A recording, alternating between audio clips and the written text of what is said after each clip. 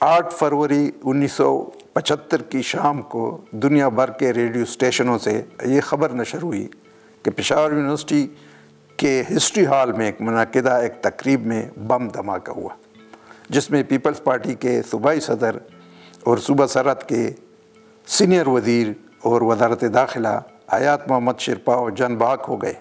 یہ ایک اہم واقعہ تھا، اور جب یہ خبر نشر ہوئی تو افغانستان کے صدر سردار داؤد نے فوراً اجمل خٹک سے فون پر رابطہ کیا اور کہا، یہ کام آپ لوگوں نے کیا ہے؟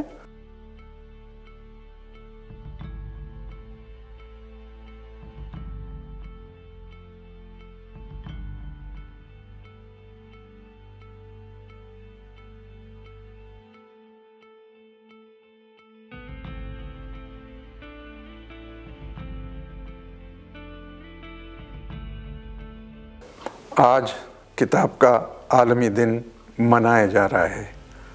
میں اپنی کتاب فریب ناتمام سے ایک باب سے کچھ اقتباسات آپ کو سناؤں گا، اور یہ ہے حیات محمد شیرپاؤ کا قتل۔ 8 فروری 1975 کی شام کو دنیا بھر کے ریڈیو اسٹیشنوں سے یہ خبر نشر ہوئی کہ پشاور یونیورسٹی کے ہسٹری ہال میں منعقدہ ایک تقریب میں بم دھماکہ ہوا، جس میں پیپلز پارٹی کے صوبائی صدر اور صوبہ سرحد کے سینئر وزیر اور وزارت داخلہ حیات محمد شیرپاؤ جان بحق ہو گئے۔ یہ ایک اہم واقعہ تھا، اور جب یہ خبر نشر ہوئی تو افغانستان کے صدر سردار داؤد نے فوراً اجمل خٹک سے فون پر رابطہ کیا اور کہا، یہ کام آپ لوگوں نے کیا ہے؟ اجمل خٹک نے اپنی لا علمی کا اظہار کیا، بلکہ یوں کہنا چاہیے کہ بالکل مکر گئے، مگر یہ ایک بہت بڑا واقعہ تھا، اور شیرپاؤ کی موت کا یہ سانحہ نیب جیسے سیکولر اور ترقی پسند پارٹی پر افغانستان اور پاکستان کے باہمی تعلقات اور پشتون و بلوچ اتحاد پر انتہائی اثر انداز ہوا۔ اجمل خٹک کے انکار اور مکرنے کے باوجود اس واقعہ کے دوسرے دن اس تخریبی کارروائی کے دونوں کردار، جنہیں میں اقامازان کہا کرتا تھا، چرسدہ کے برج نامی گاؤں کے بلا خان یعنی حبیب اللہ خان اور اس کے بھائی معاذ اللہ خان کے ساتھ افغانستان چلے آئے۔ اس سارے واقعے اور سانحے کی رودات یہ ہے کہ منصوبہ بندی کے مطابق انور امجد نے ایک ٹیپ ریکارڈر میں بم نصب کیا تھا۔ پروگرام یہ تھا کہ 7 فروری کو ٹیکنیکل کالج پشاور میں طلباء کی ایک تقریب میں، جس میں حیات محمد خان شیرپاؤ شرکت کر رہے تھے، بم دھماکہ کرنا تھا۔ لیکن اس دن یہ ہوا کہ Pashtun student federation Peshawar university کے صدر افراسیاب خٹک بھی اسٹیج پر بیٹھے ہوئے تھے، چنانچہ منصوبے پر عمل نہ ہو سکا۔ اس تقریب کے دوسرے دن شیرپاؤ صاحب ہسٹری ڈپارٹمنٹ کی نو منتخب اسٹوڈنٹ یونین کی تقریب حلف وفاداری میں مدعو تھے۔ انور اور امجد نے اپنا ٹیپ ریکارڈر روسٹرم پر مائک کے ساتھ اس غرض سے رکھ لیا تھا کہ شیرپاؤ کی تقریر ریکارڈ ہو۔ جب شیرپاؤ تقریر اور سوالات جوابات کے لیے روسٹرم پر آئے تو ایک زوردار دھماکہ ہوا۔ حیات محمد خان شیرپاؤ دھماکے کی نظر ہو گئے، اور کئی دیگر افراد شدید زخمی ہوئے اور مرے بھی۔ اس دن بارش ہو رہی تھی۔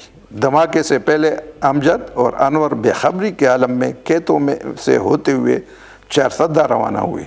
راستے پر بڑی تعداد میں پولیس تعینات تھی اور لوگوں کی تلاشی ہو رہی تھی۔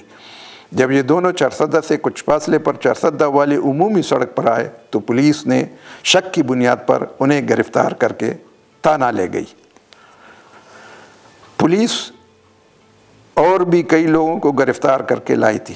وہاں تانے میں انہیں علم ہوا کہ شیرپاؤ مر چکا ہے۔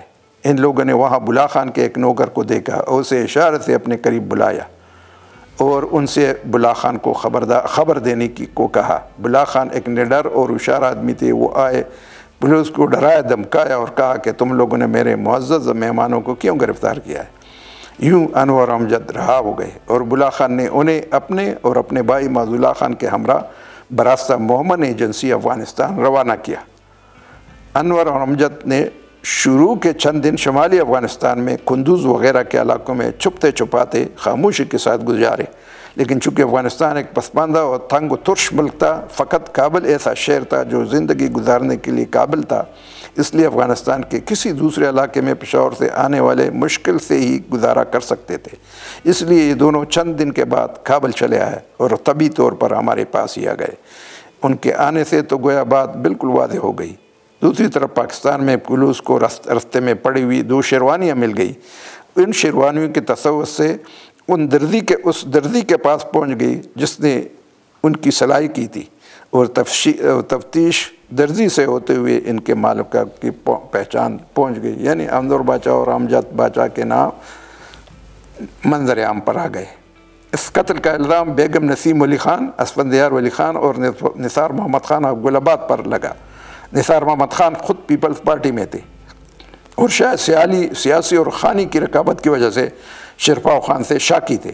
نثار محمد خان اور اسفندیار گرفتار کیے گئے اور سختی کے نتیجے میں اعتراف بھی کر گئے۔ نسیم بی بی کا نام بلا وجہ نہ تھا، البتہ نثار محمد خان اور اسفندیار پشتو محارے کے مطابق املوک کے طول یعنی مفت میں ماخوذ کیے گئے۔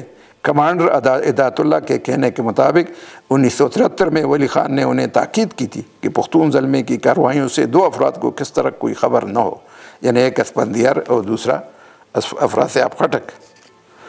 اگرچہ افراسیاب خٹک بظاہر کمیونسٹ پارٹی سے وابستگی کی بنا پر سب کچھ سے آگاہ تھے، مگر ولی خان اصلیت جانتے تھے۔ شیرپاؤ کی شہادت کے فوری بعد نیب پر پابندی لگا دی گئی اور اس پابندی کو سپریم کورٹ نے جائز قرار دیا۔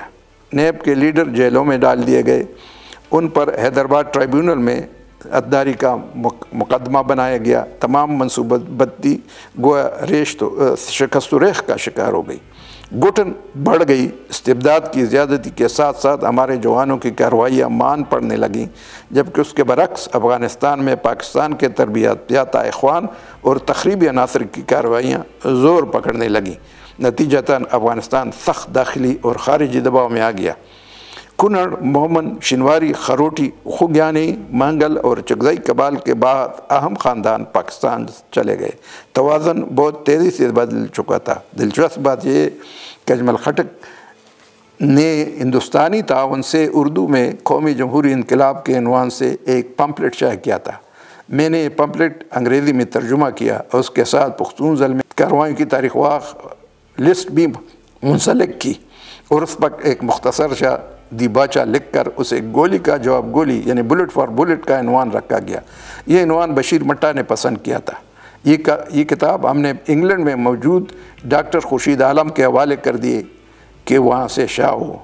اب یہ کتاب شائع ہونے والی ہی تھی کہ شیرپاؤ کی شہادت کی خبر آ گئی۔ ڈاکٹر خورشید عالم نے فوری طور پر اس واقعہ کو بھی پختون زلمے کی کارروائیوں کے لسٹ میں شامل کر کے اس کتاب کو شائع کیا۔ یہ کتاب ہمیں ہندوستانی دوستوں کی توسط سے ملنے سے پہلے ڈاکٹر خورشید عالم کے ذریعے ایک سینکڑوں کی تعداد میں تقسیم ہو چکی تھی۔ یہ پمفلٹ حکومت پاکستان کے ہاتھ بھی لگا۔ یہ ایک مضبوط ثبوت تھا جسے سپریم کورٹ کے بینچ کے سامنے پیش کیا گیا۔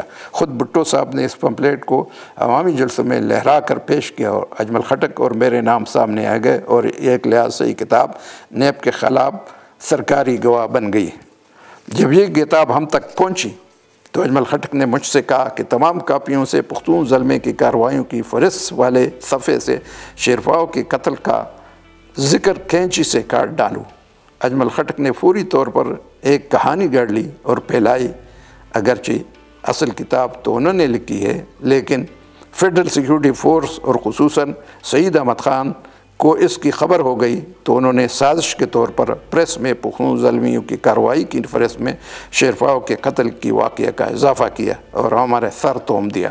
یہ بھی حیات شیرپاؤ کا قتل تو ایک ایف ایس ایف نے کیا ہے۔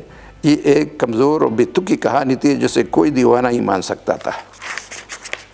اپنی کتاب سے آپ کے سامنے رکھ دیے بہت سارے واقعات ہیں جو اس کتاب میں درج ہیں، چونکہ ایک تاریخی واقعہ تھا اور ایک خاص اہم شخصیت کے بارے میں تھا، اس لیے میں نے اسے پسند کر کے آپ کے سامنے پیش کیا۔ اگر کسی کو دلچسپی ہو تو میری کتاب حاضر ہے، وہ پڑھ سکتے ہیں۔ میں ذاتی طور پر یہ سمجھتا ہوں کہ اب انٹرنیٹ اور ڈیجیٹل ایج ہے، زمانہ بدل گیا ہے اور لوگوں کے رجحان بدل گئے، لیکن کتاب پڑھنے کی عادت بھی تقریباً کم ہوتی جا رہی ہے۔ لیکن کتاب سے جو علم حاصل ہوتا ہے اور کتاب پڑھنے سے جو آپ اس کتاب کو پڑھ سکتے ہیں، وہ ڈیجیٹلی یعنی آن لائن آپ اس کو پڑھ نہیں سکتے۔ میں خود نہیں پڑھ سکتا کتاب اس سے، اس لیے میری گزارش یہی ہے کہ کتاب کو پڑھنے کے لیے آپ ہمیشہ اپنے ساتھ رکھیں اور دکانوں میں آپ اس کو خریدیں اور پڑھ لیں۔